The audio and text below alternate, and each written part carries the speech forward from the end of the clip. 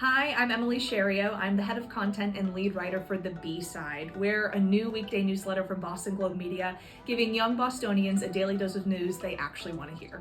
But we're so much more than just a newsletter. We're also on Instagram and TikTok, explaining the news through memes and trending sounds, and also testing all the fun things around the city for our audience.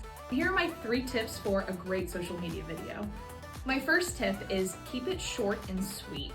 If you're doing any kind of video where you're telling a story or there's some narrative arc to it, you really want to keep it at a max of 60 seconds. Algorithmically, anything over 60 seconds tends to not perform as well.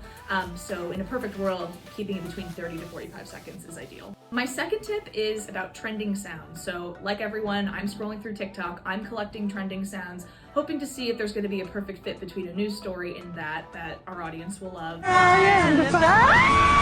And even though trends move quickly, in journalism, it's more important to get it right than to get it first. And so I'm okay with waiting for a day or two to find the right news story for the right trending sound. So my third tip is to tell the story. Treat your storytelling like you're telling your friend a hot piece of gossip and you only have a minute. Okay guys, we're back. Did you miss us? And when you tell a story, there needs to be tension, there needs to be suspense, there needs to be a build, there needs to be a great hook.